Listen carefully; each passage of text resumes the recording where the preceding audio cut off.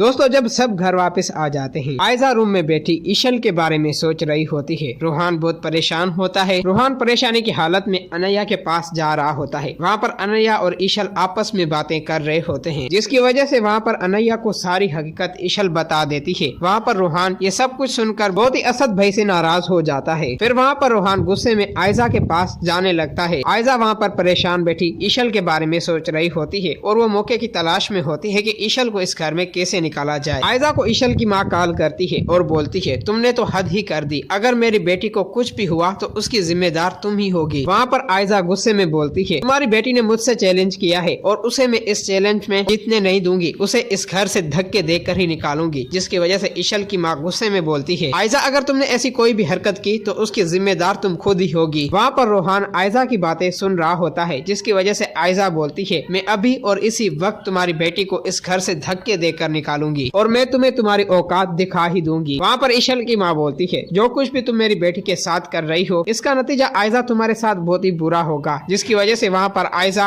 अपनी phone cut कर देती है गुस्से में। आयजा अपने रूम से निकलती है, गुस्से में आती है। वहाँ पर ईशल अनया के साथ किचन में काम करवा रही होती है। वहाँ पर सब लोग खाने का वेट कर रहे होते हैं। आयजा आते ही ईशल को धक्के देने लगती है और बोलती है, अभी के अभी तुम यहाँ से निकलो। जिसकी वजह से वहाँ पर ईशल बोलती है, आयजा भाभी आपको क्या हो गया। जिसकी वजह से वहाँ पर आयजा बोलती है, ईशल तुमने अब हद कर दी है। अब मैं तुम्हें और इस घर में बर्दाश्त नहीं कर सकती। वहाँ पर आशिर ये सब कुछ खामोश बैठा देख रहा होता है। वहाँ पर रोहान आता है और बोलता है, आयजा भाभी ईशल भाभी को छोड़ो और मैं आपकी ये हरकत बर्दाश्त नहीं कर सकता। जिसकी वजह से असद आता है, रोहान को थप्पड़ मारता है और बोलता है, रोहान ये सब कुछ तुम क्या कर रहे हो और तुम अपनी भाभी से किस तरह बात कर रहे हो। ये बात सुनते हुए वहाँ पर आयजा रोते हुए बोलती है, असद ईशल ने भी अब इसे पट्टियां पढ़ा दी है। जिसकी वजह से ये अब ईशल की साइड ले रहा है। वहाँ पर रोहान रोते हुए बोलता है, असद भाई ये सब कुछ आप क्या कर रहे हैं, बल्कि ईशल भाभी ऐसी नहीं है और आयजा भाभी ने कसम उठा ली है कि मैं अब कैसे भी करके आशिर की जिंदगी से ईशल को निकाल लूंगी और इसे इस घर में नहीं रहने दूंगी। जिसकी वजह से वहाँ पर आयजा रोने का नाटक करती है और बोलती है, असद इसे क्या पता कि हमारे घर में क्या क्या हुआ है ईशल की वजह से, और रोहान देखो मेरे बारे में क्या क्या बोल रहा है। फिर दोस्तों वहाँ पर असद रोहान की कोई भी बात नहीं सुनता है। वहाँ पर असद रोहान का गिरेबान पकड़ता है और उसे बोलता है, अब्बा ने अगर ये सब कुछ सुन लिया तो रोहान उसकी तबीयत और भी खराब हो जाएगी। बेहतर बात यही होगी कि तुम चुपचाप के यहाँ से चले जाओ और तुम अपनी भाभी से इतनी बदतमीजी कर रहे हो, मैं ये सब कुछ बर्दाश्त नहीं कर सकता। फिर दोस्तों वहाँ पर रोहान अनया का हाथ पकड़ के गुस्से से अपने रूम में चला जाता है और वहाँ पर आयजा बोलती है, असद तुम अगर अपना बच्चा सही सलामत चाहते हो और मुझे इस घर में चाहते हो तो मैं इस घर में ईशल को हरगिज बर्दाश्त नहीं कर सकती और अभी के अभी ईशल को इस घर से निकालो। जिसकी वजह से असद बोलता है, ईशल बेहतर बात यही होगी कि तुम यहाँ से इज्जत से चली जाओ। वहाँ पर ईशल रो रही होती है, आशिर की तरफ देखती है, लेकिन आशिर के पास कोई भी जवाब नहीं होता। आशिर अपने आप को कमजोर और मजबूर समझने लगता है और असद को कुछ भी नहीं बोल रहा होता। जिसकी वजह से वहाँ पर ईशल बोलती है, असद भाई आप ठीक कह रहे हैं, मुझे इस घर में नहीं रहना चाहिए। फिर दोस्तों ईशल अपने रूम में चली जाती है, अपना सामान पैक करने लगती है। अनया बोलती है कि ईशल तुम कहाँ जा रही हो। वहाँ पर अनया को रोते हुए ईशल बोलती है, तुम्हारी बहन ने अब हद ही कर दी, अब उसे कहना कि वो रेडी रहे। बल्कि मैंने तुम दोनों बहनों के राज छुपा के रखे, लेकिन तुम्हारी बहन ने आज हद कर दी, मुझे इस घर से निकलवा दिया और सबके सामने बेइज्जत भी करवाया और जलील किया। मैं इस बात का बदला जरूर लेकर ही रहूंगी तुम्हारी बहन से। ये बात सुनते हुए वहाँ पर अनया डर जाती है। अनया गुस्से में आती है आयजा के पास और उसे बोलती है, आयजा आप ये सब कुछ करके आपको क्या मिला। जिसकी वजह से वहाँ पर आयजा बोलती है, अनया तुम अब बच्ची हो, ये बात तुम नहीं समझ पाओगी। वहाँ पर अनया बोलती है, अब बस बहुत हो गया, अब बस भी कर दें, कुछ खौफ करो। अगर ईशल ने हमारे राज सारे बता दिए तो बहुत ही बुरा होगा आपके साथ। जिसकी वजह से वहाँ पर आयजा बोलती है, मैं किसी से भी नहीं डरने वाली और उसे बोल दो कि जो कुछ भी कहना है सबको बता दे। वहाँ पर आशिर बहुत ही रो रहा होता है। आशिर को कुछ भी समझ नहीं आ रहा होता कि अब वो क्या करे। दोस्तों अगर आप लोगों को ये वीडियो अच्छी लगी है तो इस वीडियो को लाइक करें।